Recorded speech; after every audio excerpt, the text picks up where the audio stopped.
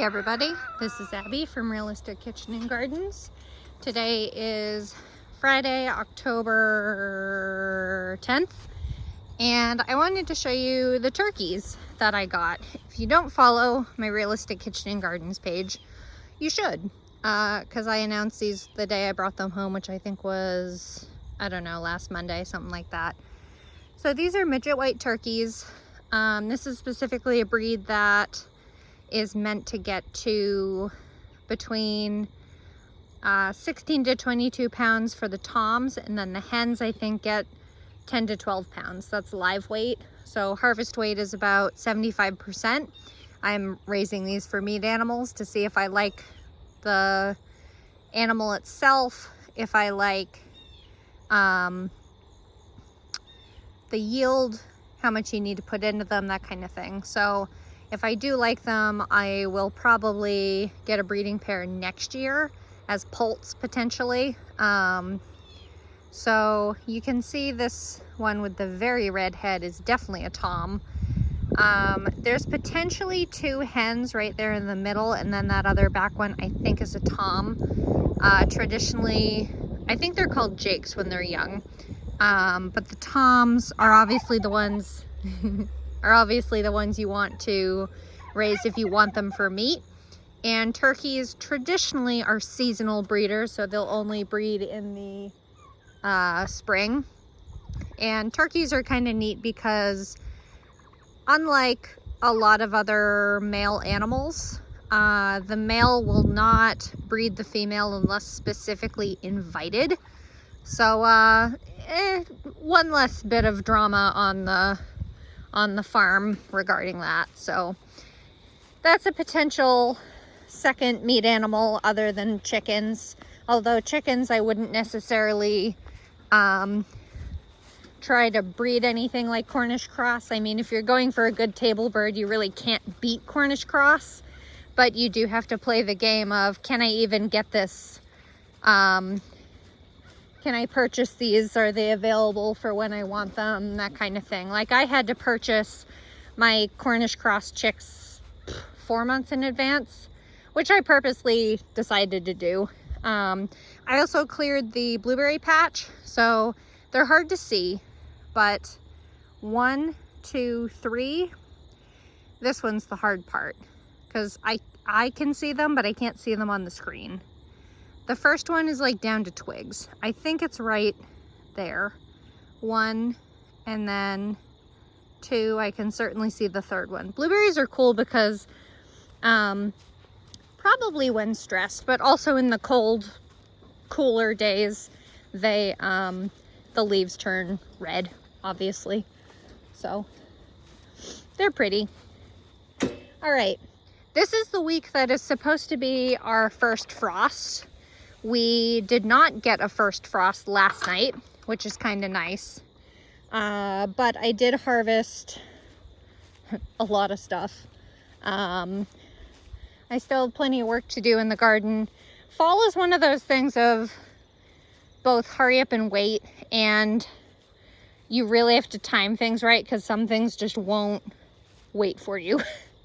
One of the things I've wanted to do while it's not blazing hot is refabric the path. So this is a 4-foot sheet for the tomatoes. This was the tomato row, excuse me. So my goal is to have 2-foot beds, wide beds, rows, and then have 3 to 4 foot paths. So this path is probably the best example because this is a 2-foot sheet, and then it's at least halfway overlapping with another 2-foot sheet in places. Unfortunately, it's a bit variable, but that's the nature of the beast. Row A still needs a cover crop. I still haven't gotten that done. I'm also punching in the staples a little more. The nasturtiums are still going strong. They don't care. Hopefully I won't have too many volunteer tomatoes next year. Hopefully, haha. I think the woodchuck has gone into hibernation, or at least has stopped coming.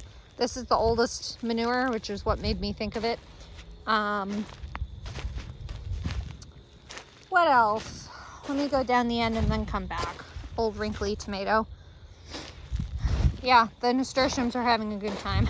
We finally had a good bit of rain 2 or 3 days ago to help water, thank God.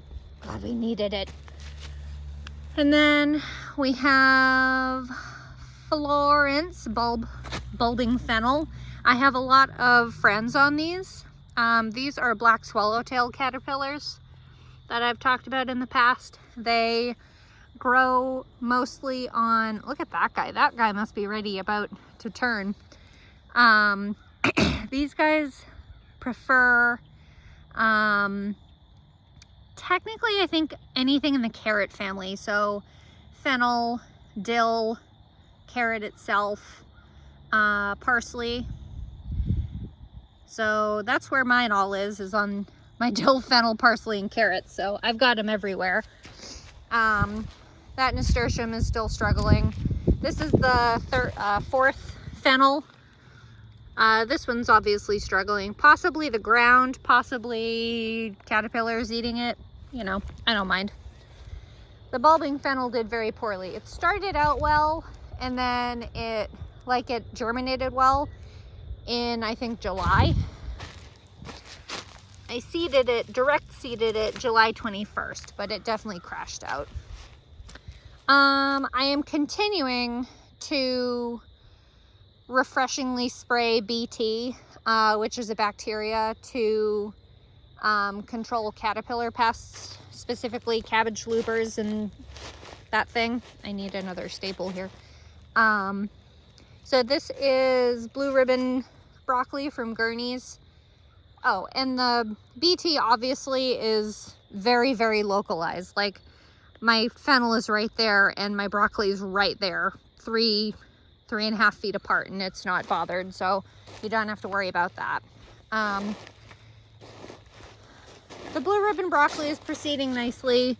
There's supposed to be a 55-day variety from transplant. I am noticing quite a bit of damage from whatever this is. It's hard, it's not mushy. I haven't really seen any true boring holes, so I don't know what this thing is. I'm gonna have to look it up for next year. Not every single plant has it. I think all the broccoli has it. And some of them are really suffering from it. That one's really suffering from it. So's this one. And this one. I think there's only one that doesn't have it, and it's this one, which is right near the radishes, which is interesting because you can technically use radishes as a companion plant to prevent pests. So it makes me wonder if it's some kind of insectoid based thing. I'm talking out my butt here, but and then this half of the row is the Groundbreaker mix cover crop. It is field peas, which are right here, the Groundbreaker radish, which has great big huge long tiller roots, and then there's supposed to be hairy vetch, but I really haven't seen any hairy vetch in this mix. I don't know if it just didn't germinate or what, but this was seeded back in August when my girlfriend was visiting. Roughly the week of the 24th, I think. So that's doing really good. I'm really happy with that. The radishes will get winter killed after at least a hard frost, and it will basically open up space to let the ground aerate more, and the organic matter will stay in the soil. I finally mowed this path down, or patch down, which was where the celeriac, the violas, the celery was. So this needs to be tilled out while the ground is still relatively soft from all the rain. Collateral damage was the lupine. There it is though. I see one little teeny tiny leaf.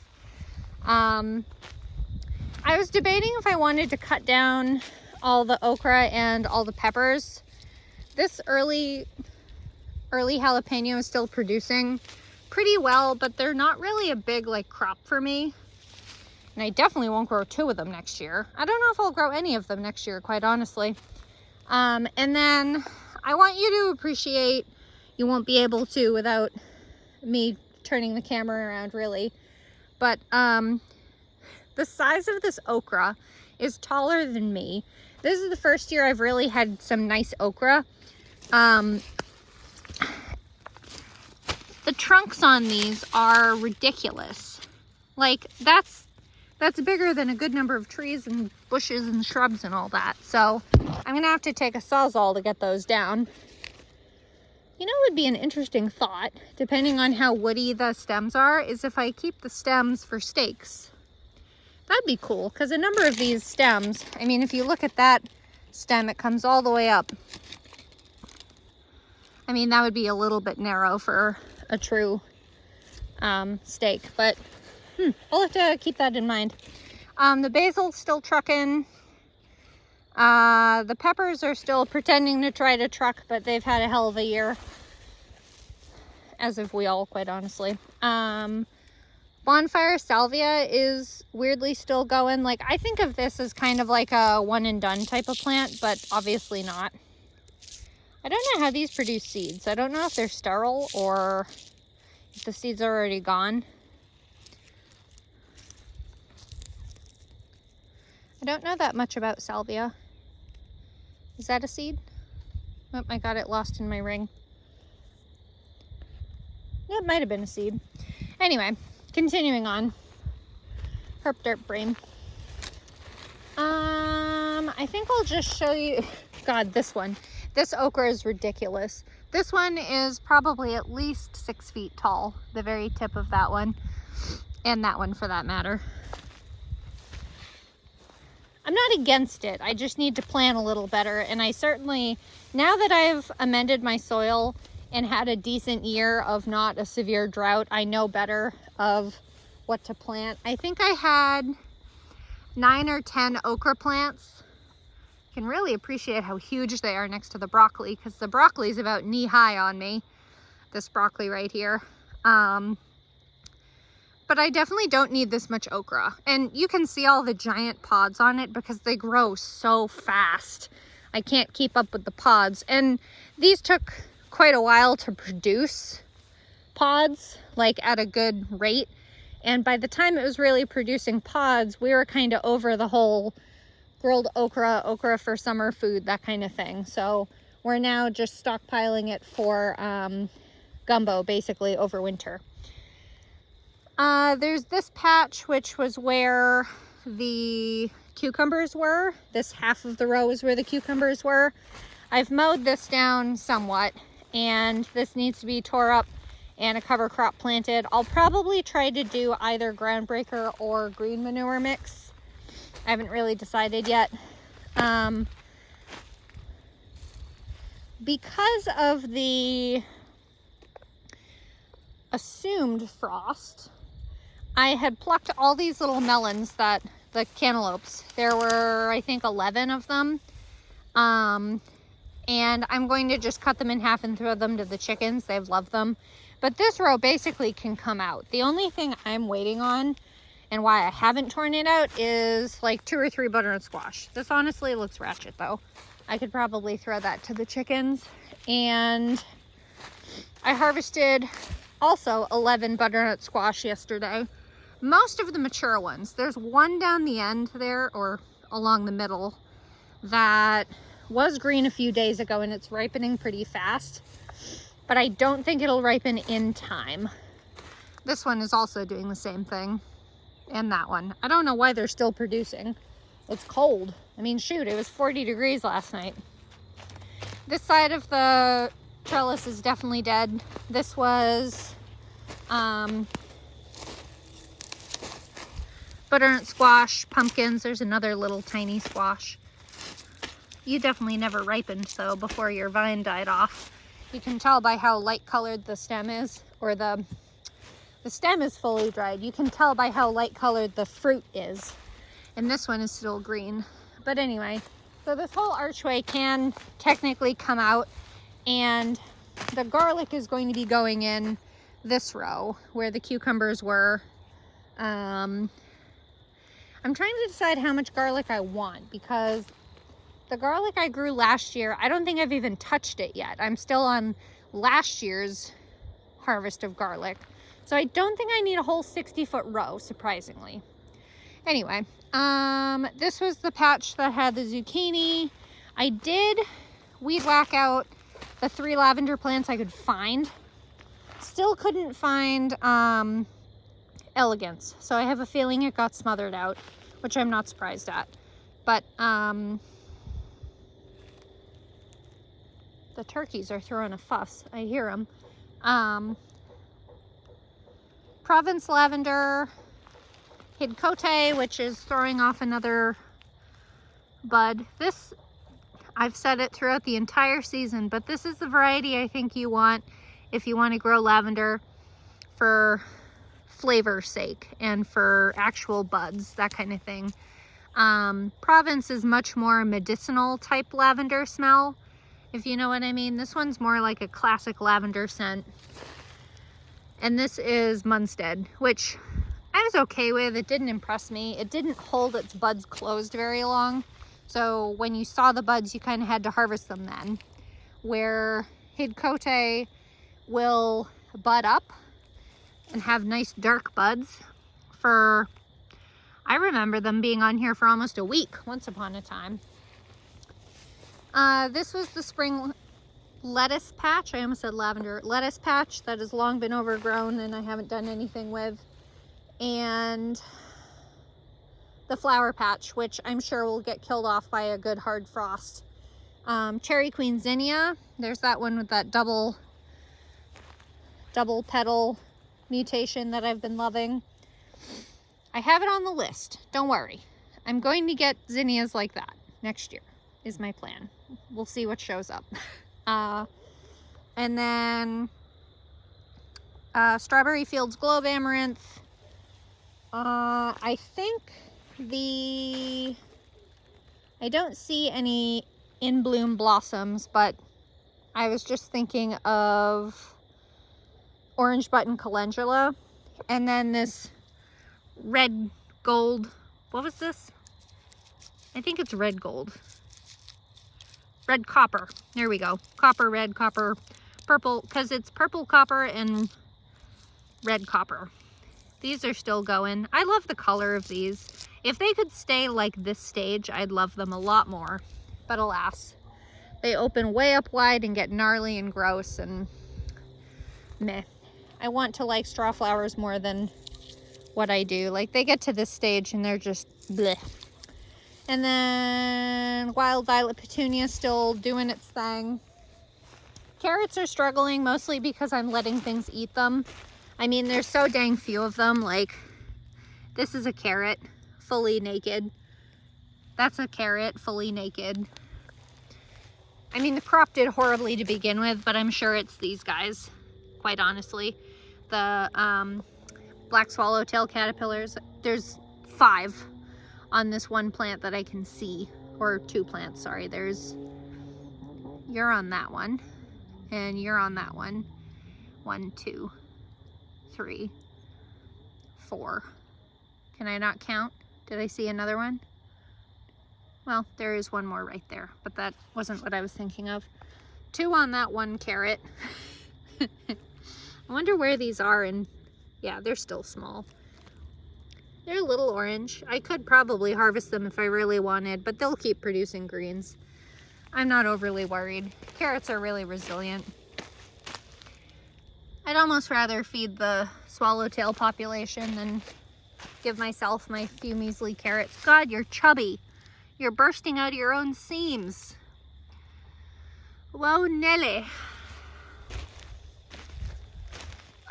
Did I say Bolero Nantes carrots? Bolero Nantes carrots, everyone. One of my favorite varieties, but this batch did not germinate well. My volunteer potato as usual, and I did buzz this path down to also put a cover crop in, either Groundbreaker or green manure mix again. Excuse me. God, it's been a long day. Lost my train of thought. This was where the parsnips were supposed to be.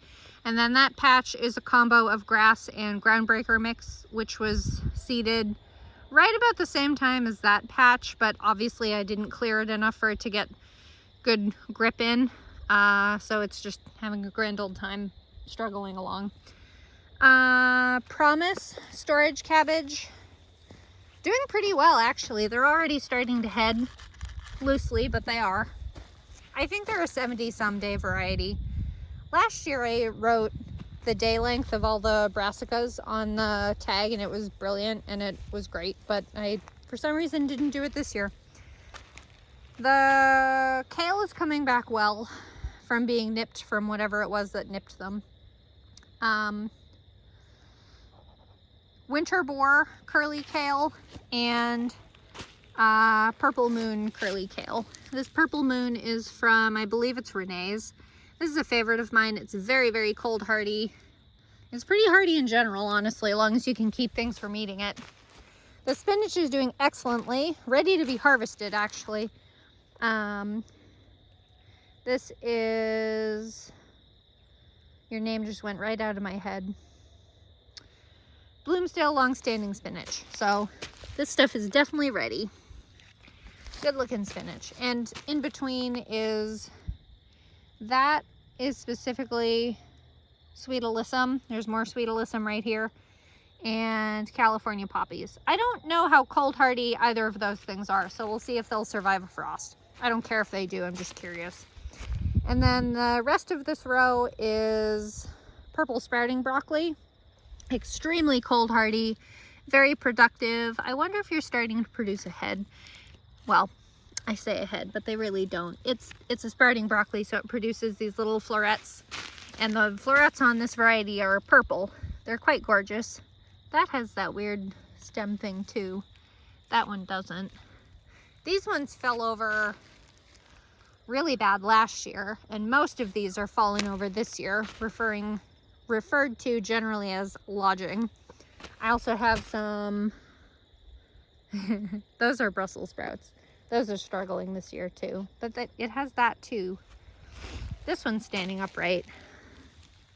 Yeah, I think you're starting to produce a little tiny, but it'll produce shoots up in all the little crooks. Almost like how Brussels sprouts grow in the little, I call them armpits.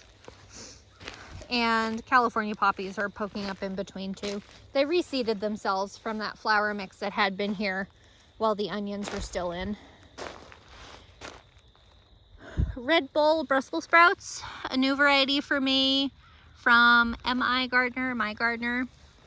Most of them are doing okay. The ones that don't have that weird, whatever this is really hitting these ones really bad.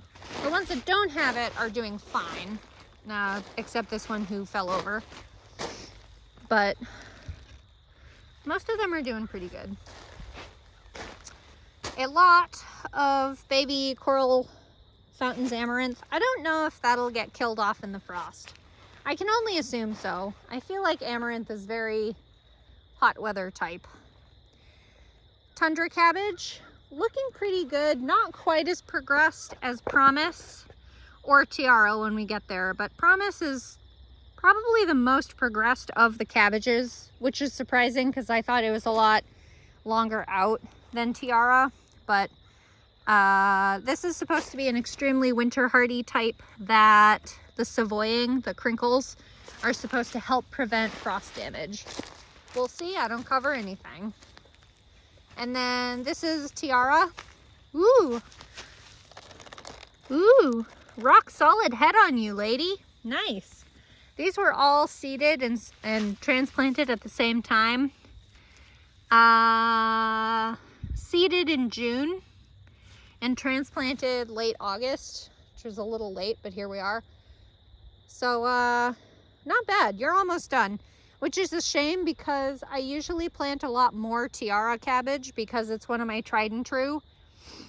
But I only got 2 plants and you're looking at them. That one's doing fine. That one got ravaged really early, so it's very delayed. And I wonder if it'll be stunted. It doesn't really have a head to it. Can't imagine why. This is the other 2 Tiara cabbage. I don't know what happened, but this is blue ribbon broccoli.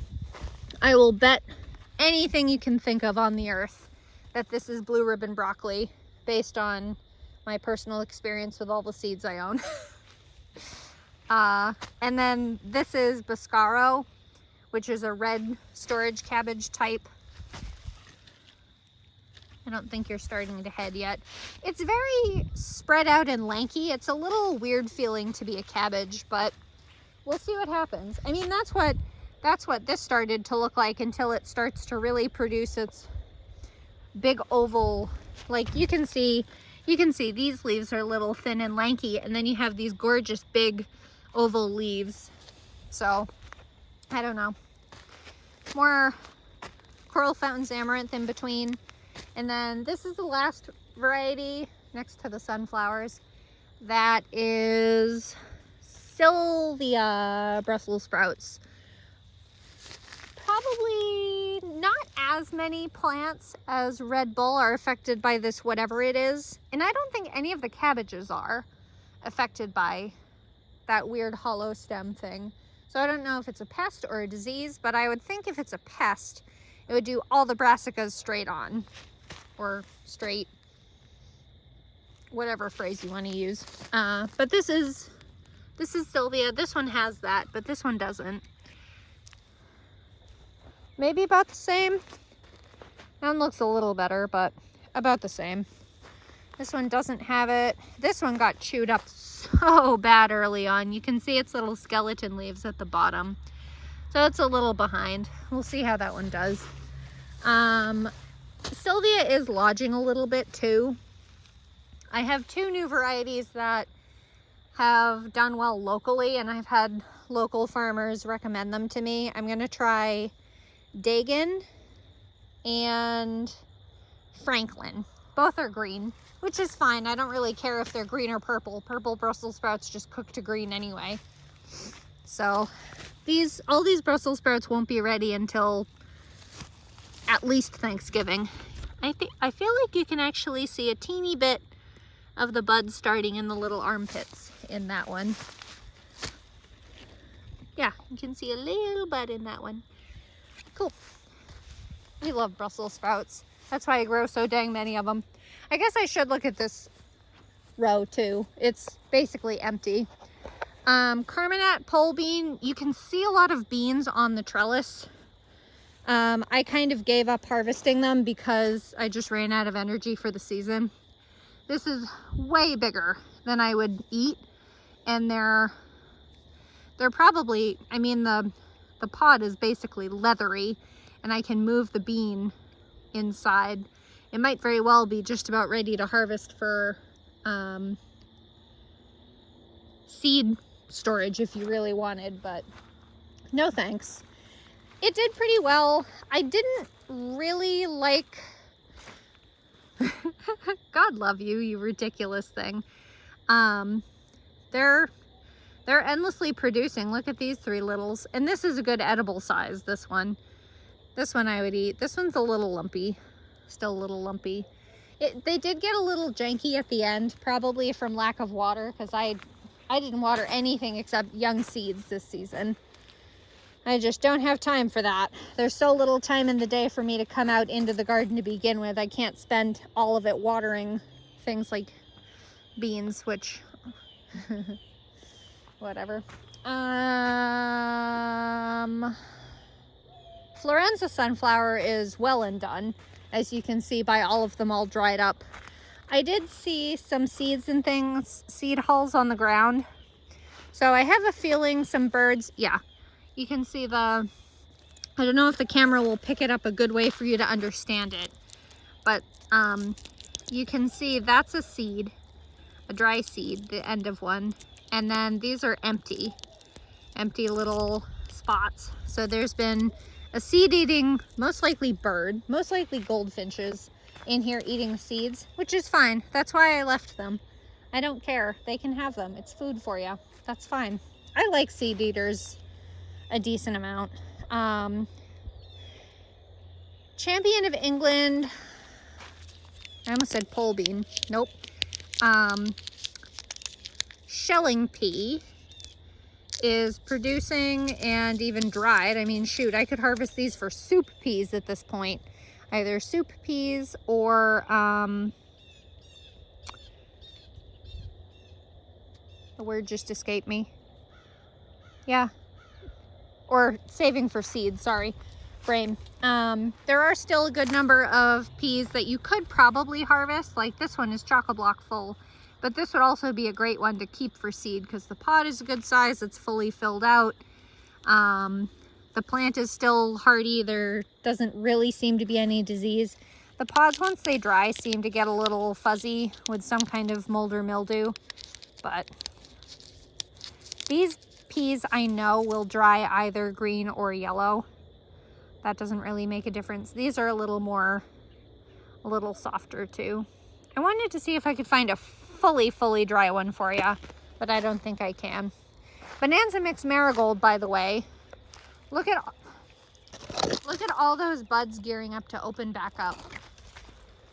That specific variety in the mix, I don't know what the variety is. They don't tell me. It's just Bonanza Mix, which is usually a conglomeration of actual varieties that they have. They just don't name what the varieties are in the mix. I just got grabbed by a sunflower. All the sunflower seeds. I could probably grab these seed heads for the chickens and they could have a field day eating these. Woohoo! Anyway, this specific variety of inside the Bonanza Mix seems to flower very strikingly in like coordinated clumps. Like all these seed heads are done. Woo! Whoa, Nelly! It's gonna be a lot of marigolds. Here you go. I love marigolds. And then it has another like flush of them coming out very soon. So that's neat. That's the one that's most yellow with little firecracker or red to it, compared to the other ones that are very orange with a little red on the edges. Dark orange, reddish. I do like them. This is not really that much of a trick of the light, but to me it always looks like they're glowing, the marigolds, when you're outside with them near dusk, which is what time it is, because I of course record these the day before so I can get them out first thing in the morning. They always look like they're glowing and they're so gorgeous, and I need to try to get a yellow variety next year because that'll just be, God, I wish there was a purple variety or like solid red. That's what I'll look for. I digress. The peanuts are still here, still in the ground. I've been debating if I want to wait until the first frost to see if it will kill off the foliage or if I should just dig them and see what happens. Actually, ooh. Well, there were some peanuts here. Something nibbled them. Wow. I didn't expect that. Let's see. Ooh. Ooh. Holy shit, y'all. I grew peanuts. Ooh. I'm going to have to show my husband. He's not going to believe it. I don't believe it. Don't know what kind of yield it'll be, but woo, that's pretty fun. Virginia peanuts from my gardener. I think it had something like a 40% germination rate when you started them indoors. So take that with a grain of salt. I'll have to see how many I get and if it'll be worthwhile. The seeds were nice and cheap though. It was like $2 for 20 seeds, which was really nice. But peanuts are so cheap to buy anyway. I was watching crows, sorry. Flavor Fest strawberries. Purchased as started plugs in August, because my girlfriend was here when I seeded them or planted them out. I did get 36. It was about $70 for them. And to make it dollar-wise worth it, I would need to get 25 pounds of fruit to make it financially worth it, assuming I use the same price of U-Pick at $2.99 a pound, which is on the other side of the frickin' state for me. So I have 2, 4, 6, 8, 10, 12, 14, 16, 18, 20, 22. I have 23 plants. Oh, Nelly, I lost a lot of plants. Nope. What did I just say? There's one more right there. Itsy bitsy. Shit, that may very well get eaten up by the frost. It's so teeny. Anyway, strawberries can survive the winter. They're gonna have to be covered pretty well though. I'm gonna do some straw mulch on them and see what happens. It's my first year growing strawberries at all. So we'll see what happens. This is mustard that came back from my spring sown mustard as a companion plant. And this is sweet alyssum that was also sown as a companion. And lastly is this green manure mix, which is a little sparse on this end. It looks much better on the far end. But there's ryegrass, both spring and winter rye, or summer and winter rye. One of the cold hardy ryes and one of the not cold hardy ryes. There's also hairy vetch and crimson clover and field peas. Not nearly as many field peas, but the intention of this is mostly to be a cover so the ground doesn't erode, but also the clover and the peas are good nitrogen fixers, but the clover produces a lot of good mass to blend in, as well as the summer type grass. So that's what I got for y'all. I'm so pumped about the peanuts. I expected that to be 100% a fail. So that's really fun. Anyway, all I need to do is what I'm planning or have mentioned in the video of dig out those 3 or 4 spots that need a cover crop, dig out the peanuts and cover crop that, and put in my garlic. If I don't need to do, if I do a half row of garlic, I could put it in where the cucumbers were, that half where the archway is not, over there. And then I wouldn't have to, I could put those in a lot sooner, and then I wouldn't have to wait for the butternut squash to come up, and I wouldn't have to move that trellis yet.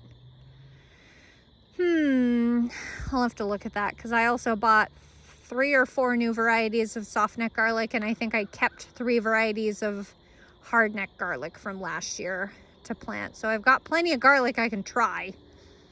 But you know, the joy of gardening, you just be like, ooh, a new thing, ooh, a new thing, ooh, a new thing.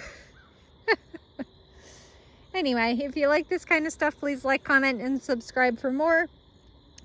And if you want the most up-to-date shenanigans that I'm up to, you should follow along Realistic Kitchens on Facebook, because Kitchen and Gardens, Realistic Kitchen and Gardens on Facebook, because I post at least once a day, if not twice a day, of what I'm up to.